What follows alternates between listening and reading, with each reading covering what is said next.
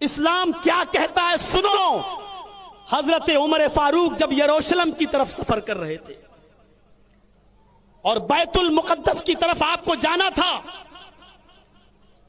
راستے میں اذان کا ٹائم ہو گیا، نماز کا وقت ہو گیا، اور میڈیا والوں لکھو، تمہیں یہ چیزیں بتائی نہیں گئی ہیں یا تم نے پڑھا نہیں ہے، لکھو. جیسی اذان کی آواز آتی ہے، حی علی الصلاح حی علی الفلاح، عمر ہی کے ایک آدمی نے اذان دی. امیر المومنین پوچھتے ہیں آس پاس کوئی مسجد ہے یا نہیں؟ جواب ملا کوئی مسجد نہیں ہے.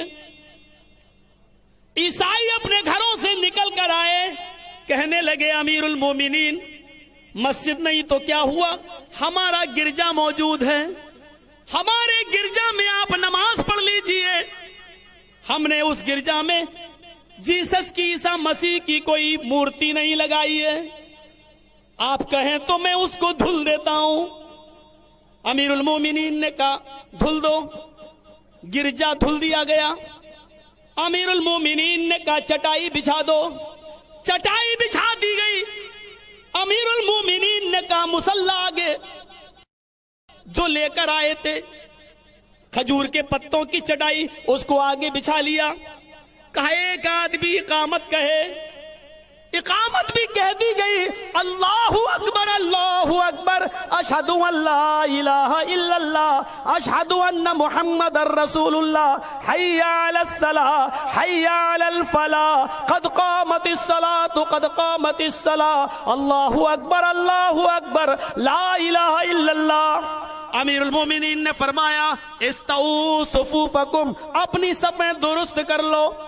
جیسے ہی صفیں درست ہو گئی، آپ نے قبلے کی طرف منہ کر لیا. قبلے کی طرف منہ کرنے کے بعد ابھی اللہ اکبر نہیں کہا، فوراً کہا اس مسلمانوں میرے ساتھیوں یہ چٹائی اٹھا لو جو تم نے بچھائی ہے اور گرجے سے باہر نکلو. گرجے سے باہر نکلے.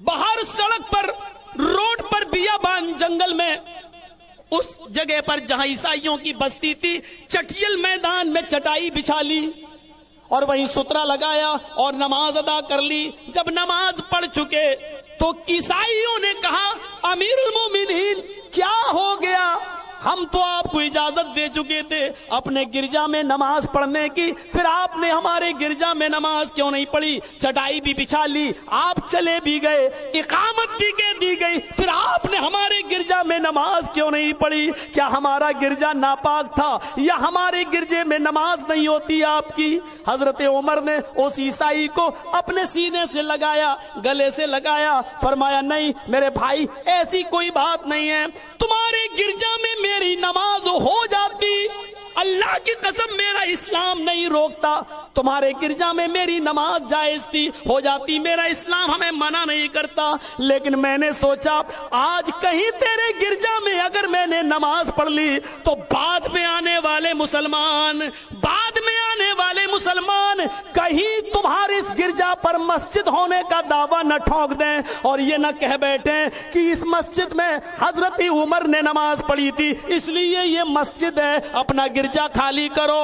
عمر کے انتقال کے بعد تمہارے گرجا پر مسلمان کہیں مسجد ہونے کا دعویٰ نہ ٹھونک ڈالیں. میں نے اس ڈر سے تمہارے گرجا میں نماز نہیں پڑھی تاکہ مسلمانوں کو کوئی بہانہ نہ ملے.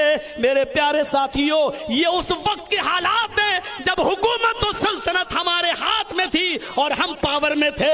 اس کے باوجود ہم اجازت کے باوجود کسی کی گرجا میں نماز نہیں پڑھا کرتے تھے، اس ڈر سے کہ بعد میں آنے والے لوگ کہیں تمہارے اس گرجا پر مسجد ہونے کا دعویٰ نہ ٹھونک دیں. یہ تھا ہمارے حکمرانوں کا حال. میرے بھائیوں، ہمارے امن و امان کو کلنکت مت کرو. اسلام کے ماننے والے ہمیشہ امن و امان کے ماحول کو قائم رکھتے ہیں، امن و امان چاہتے ہیں، اور بھارت میں بھی ہم یہ چاہتے ہیں کہ امن و امان